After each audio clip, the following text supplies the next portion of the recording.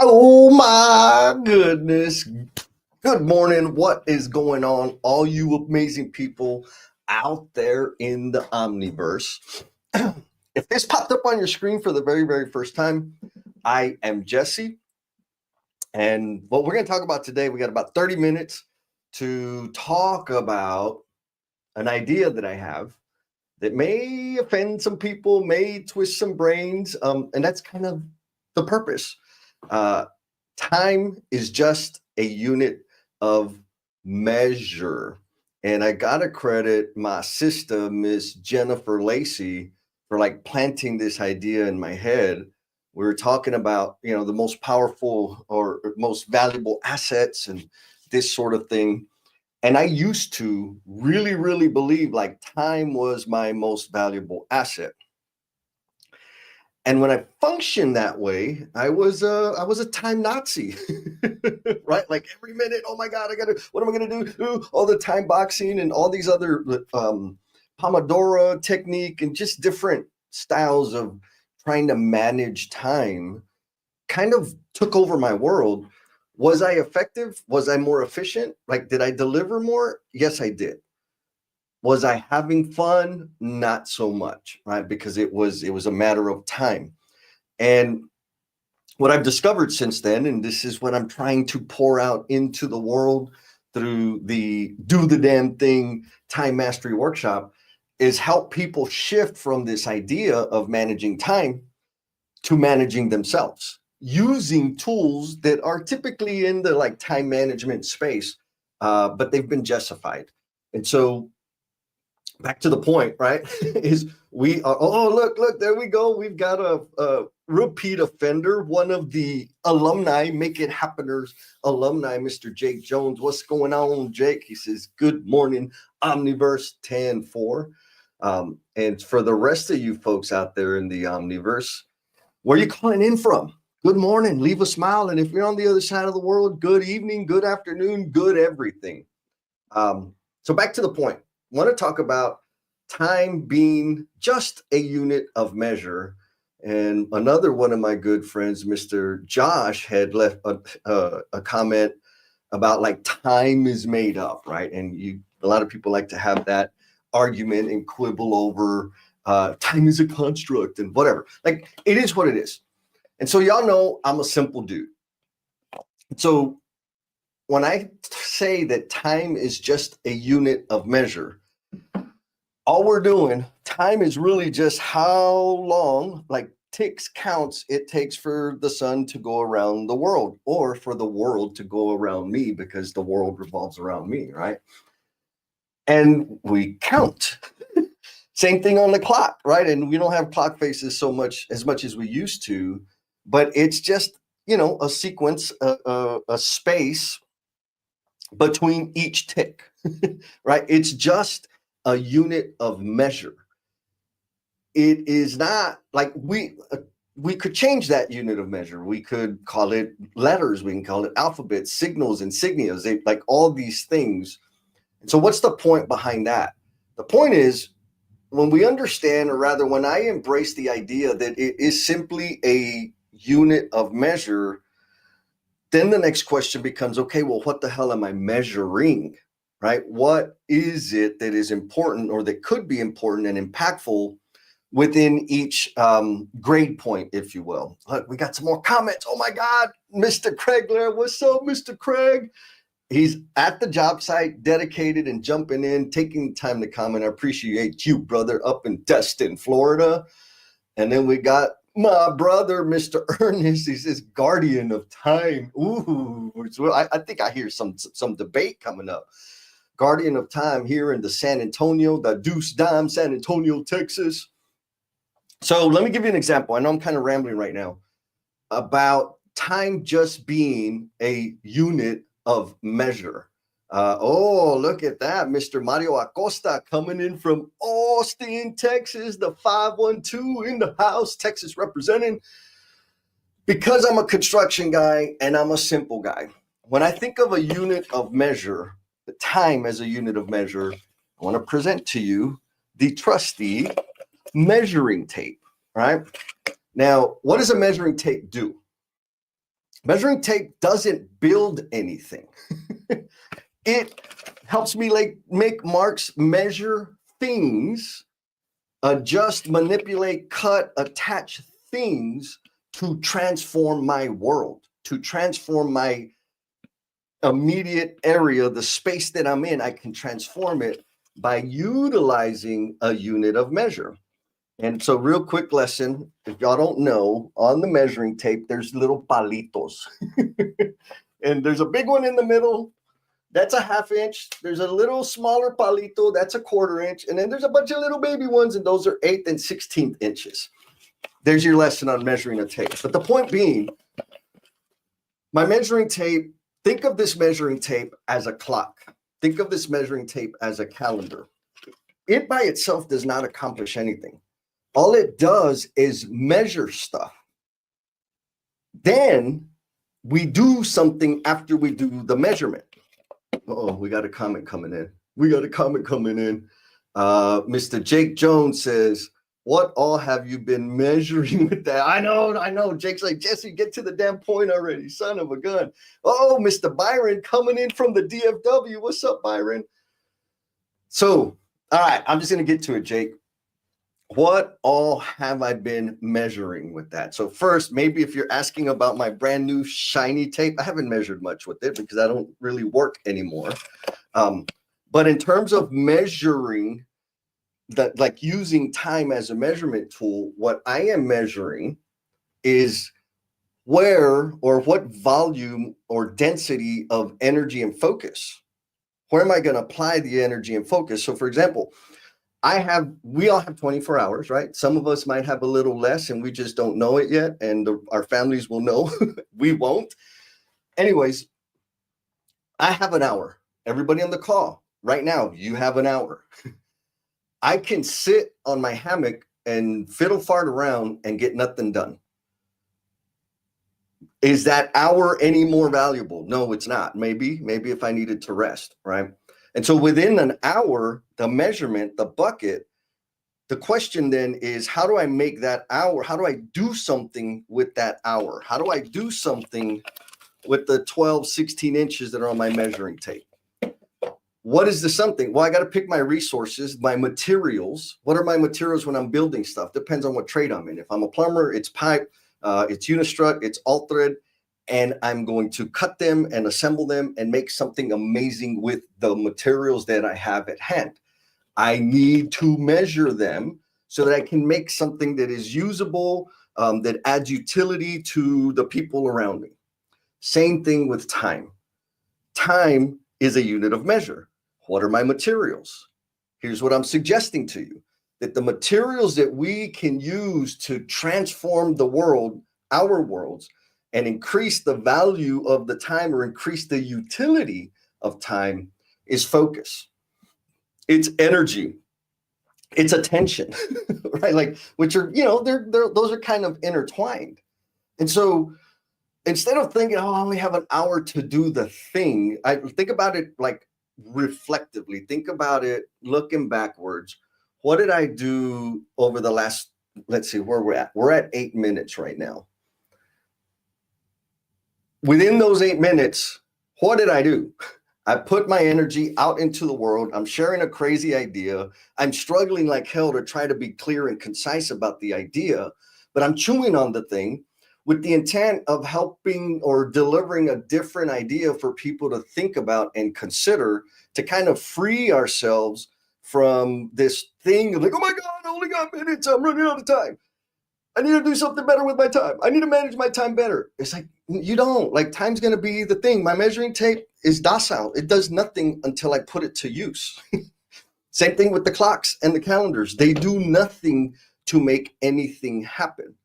It is you as the individual that makes the things happen. So drop me a comment. Am I clicking, or am I just way out there in outer space about this idea of time just being a unit of measure, and really shifting our focus from the measurement, from the measuring stick, to transforming the material, or using the materials to transform our worlds? Am I just way out there out on a limb and everybody's like, yeah, dumb, like whatever you're trying to say ain't landing. Because it's going to help me get clearer. Because I know I believe this. This is how I practice. It's part of my philosophy.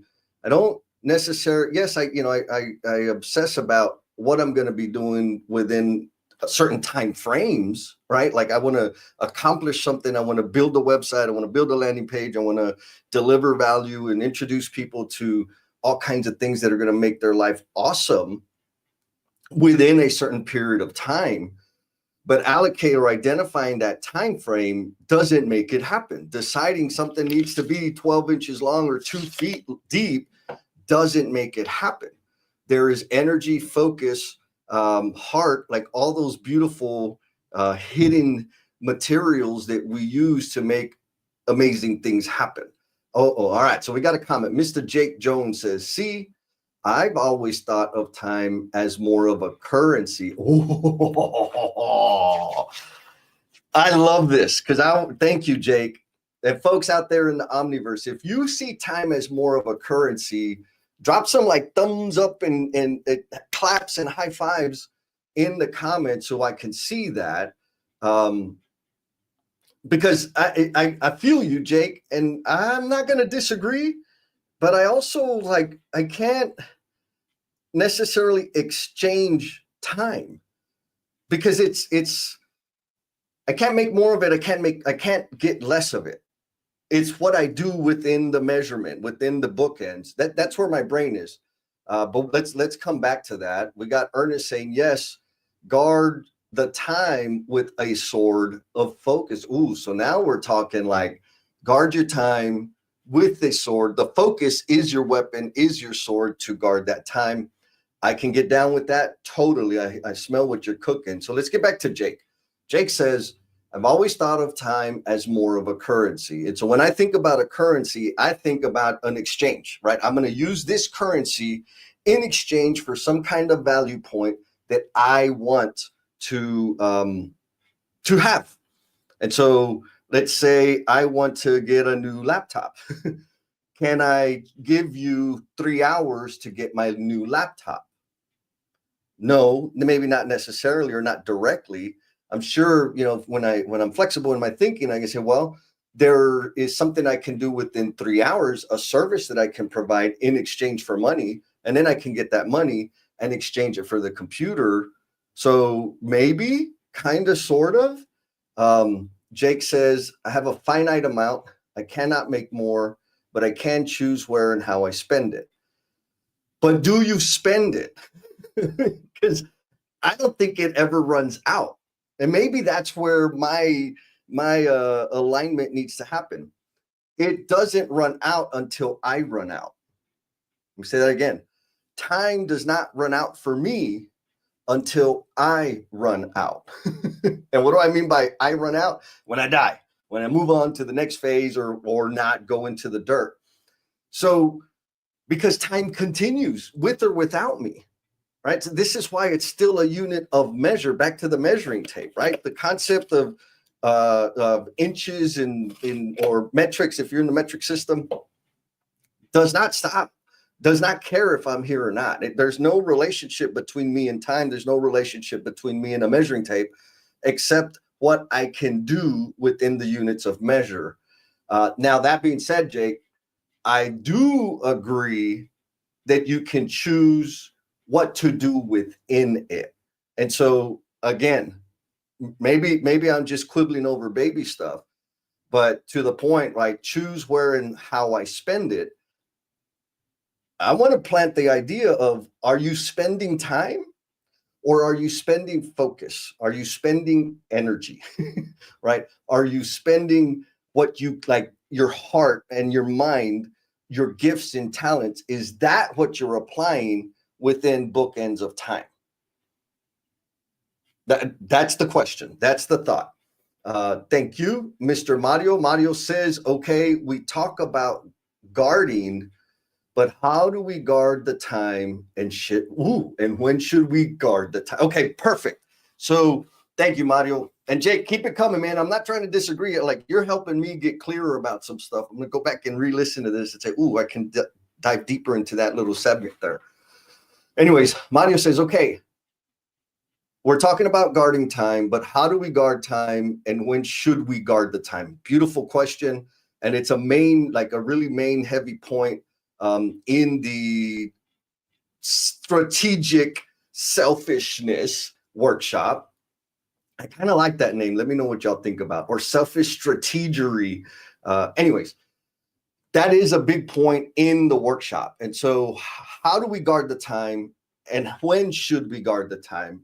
Two extremely powerful questions. And here's how I do it. And I know that this doesn't work for everybody, but maybe it'll give you a starting point to think about, like, oh, okay, maybe I'll do something like that, but a different version. The way I guard time is very simple and it's layered.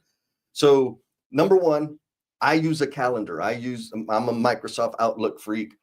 It doesn't matter. Like, some people use the Google Calendar. Some people use, planners, the paper planners. Doesn't matter. I like Microsoft Outlook. And I put everything on my calendar. And what I mean by everything, I'm talking about the things that I have to do for my job, right? The commitments that I make to other people, or where people have expectations of me, meetings, calls, whatever, doing invoices and whatever, follow up. Like, all of my work stuff is on one calendar, and my personal stuff. What do I mean by personal stuff? I'm talking about thinking time. I'm talking about social media time. I'm talking about visiting family or spending time with family, which is really just like a family time block that I should spend more time on. Ernest, please don't call me out. Anyways, I put everything on my calendar so that I can see it, so that it's not in my head. Now, and this, I'm getting there, right? How do I guard the time? So when I've made the commitment on my calendar, it's exactly what it is. If it's on my calendar, it's a commitment. I don't have to remember it because I can go to my calendar and I can see it. And then the way I guard it. So first I have to be able to see it and see everything. This is the recommendation. Everything, as much as you possibly can, or rather, as much as makes sense to you. I don't mean like every 5 minute picking my nose, shaving, like if that helps you, do that. If you're kind of big picture, high level, do big picture, high level. Again, as much as is reasonable, that doesn't get you to a point of diminishing return. Anyways, everything's on my calendar. And then the way I guard it, or when should I guard the time, the like when question is after it's hit my calendar. Very simple, but it has to hit my calendar first. I've got to put it out there. I got to be able to see it. Like, one of the bad habits I have that I need to work on is people will text or DM and say, hey, there's this thing, and are you interested? You want to be a part of it? Da, da, da, da. And I'm like, yeah. And I absolutely mean yes. But I don't put it in my calendar as much as I should, or as often as I should. And so what would help me is if they would send me a calendar invite, then I could say, oh, yeah. Okay, boom, I'm good.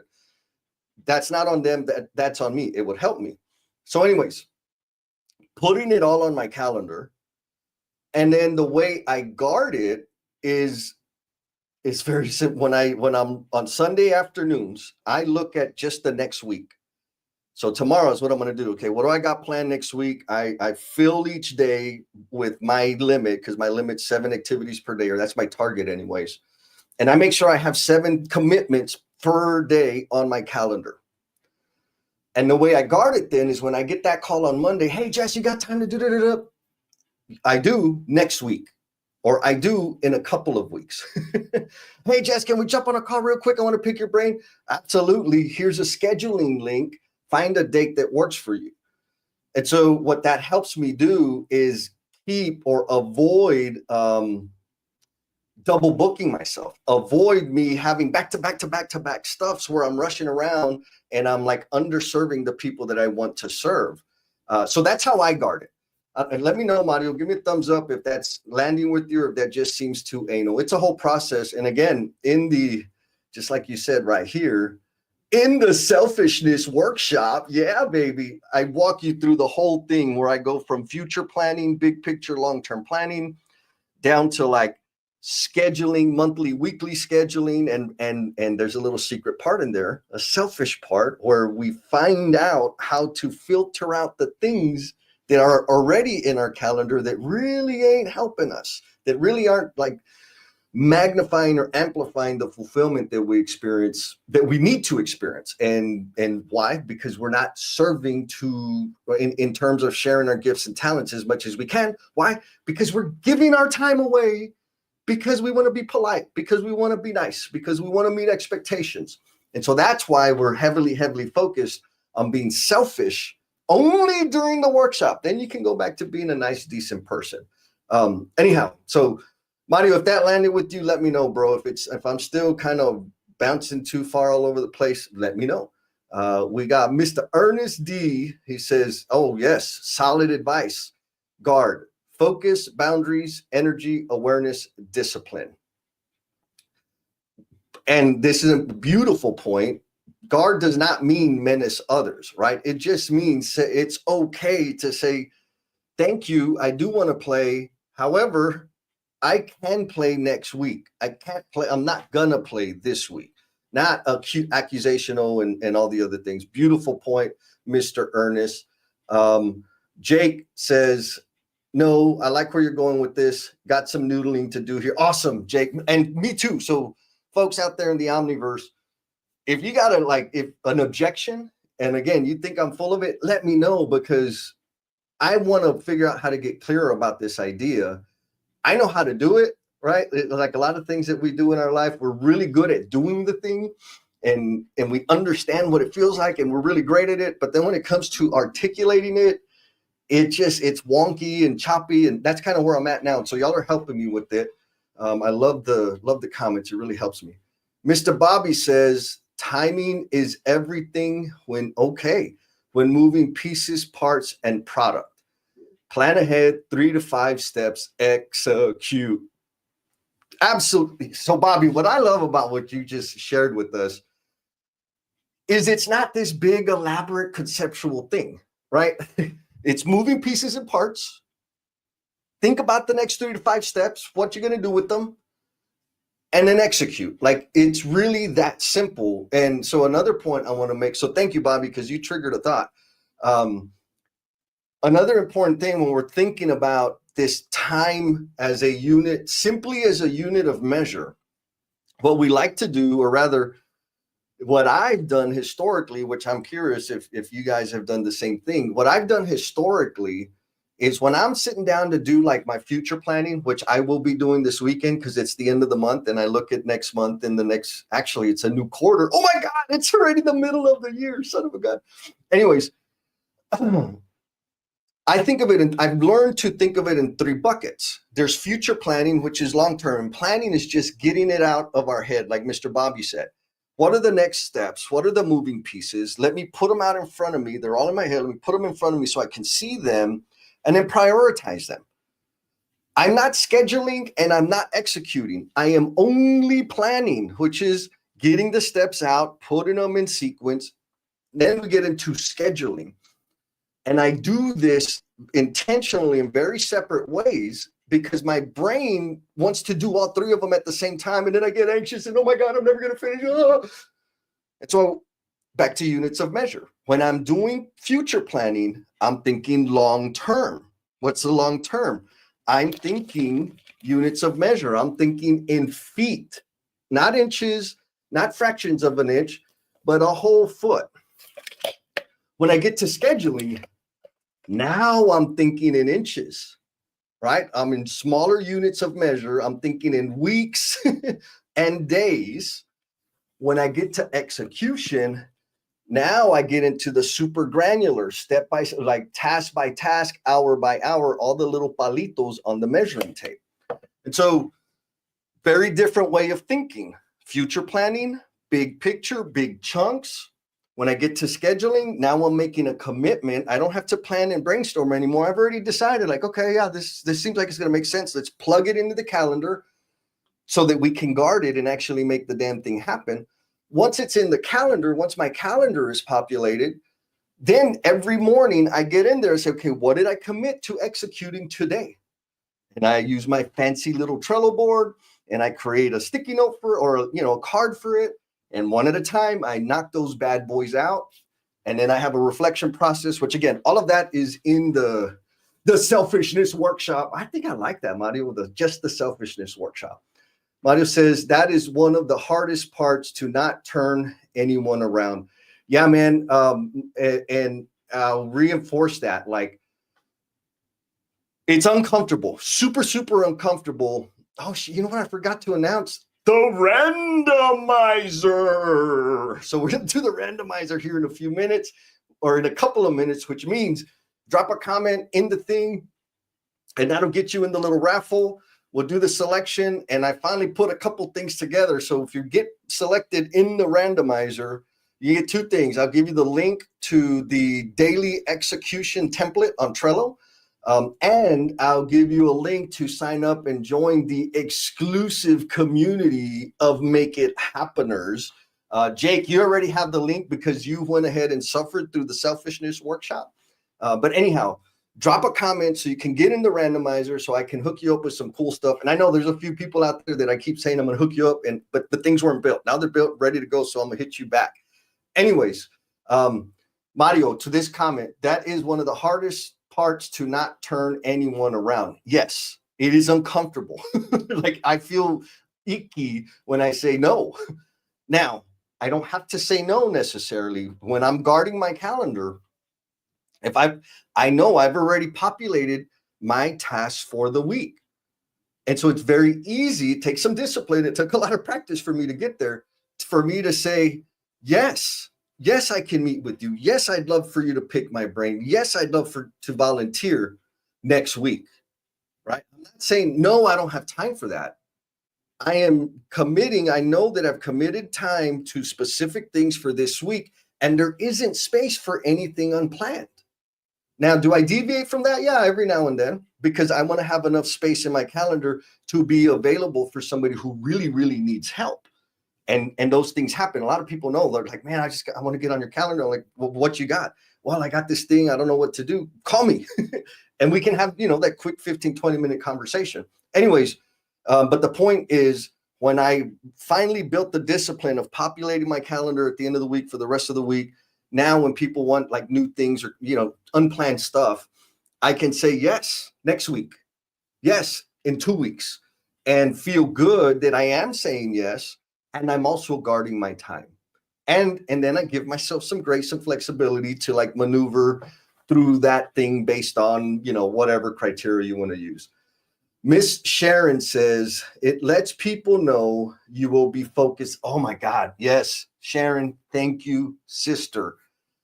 When you guard your cat, like that was a thing that I didn't understand, or like it was an unintended consequence. Like I was guarding my calendar because I wanted some peace, man. I didn't want people freaking, all the time bandits coming and taking my time. So it was totally selfish originally.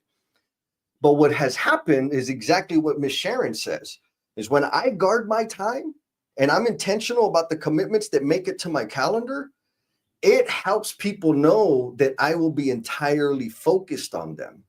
And so people know, like, if you call me and I'm busy, I'm not going to answer the phone. Like if it doesn't matter what I'm doing. If I'm busy, committed to knocking something out, I won't answer the phone, especially when I'm talking to other human beings or having an interaction.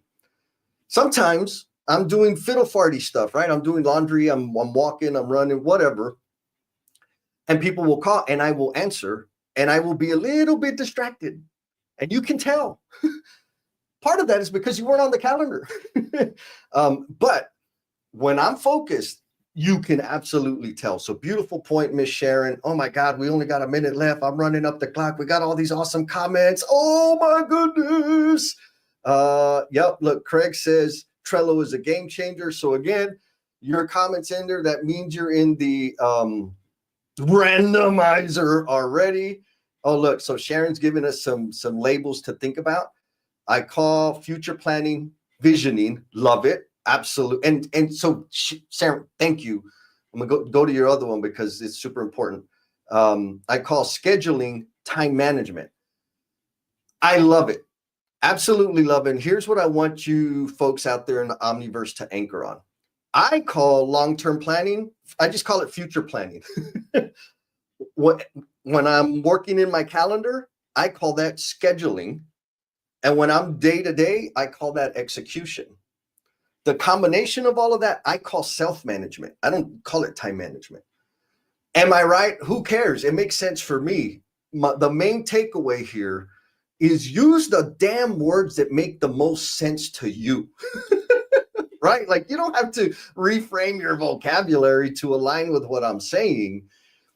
Use the words that's going to help you experience the greatest amount of fulfillment. Use the words that are going to help you serve and share your gifts and talents with the rest of the world. You ain't got to get caught up in all the, ticky-tacky stuff. There's no point. There's no real value in it. So it is time for randomizer. And then I'm going to share a couple of the comments, because we got some freaking solid comments in there. And I've been jabbing my jaws too long. So share the screen. We're going to do the giveaway tool. And I like this view. And here we go. Time for the randomizer.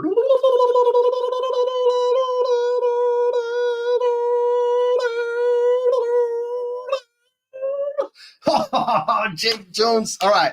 Jake, you already have access to these things, which is awesome. And so what I want you to do, my friend, I'm going to give you the links, and I want you to gift them to somebody you care about. You get to pick. You get to do whatever you want with them. But congratulations, bro. You're going to get the link to the daily execution template, which is in Trello, and you're going to get the link to the Make It Happeners exclusive community. But wait, there's more.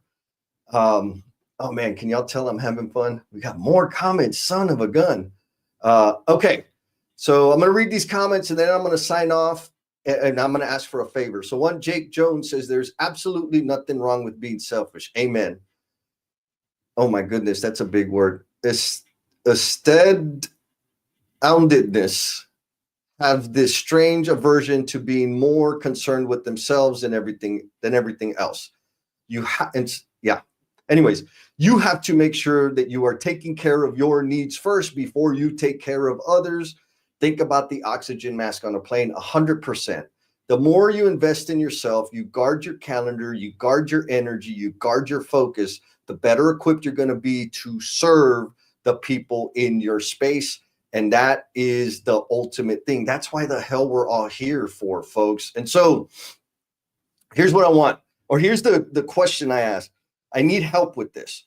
I've been trying to host an after party with Jennifer Lacey and I doing the No BS with Jen and Jess.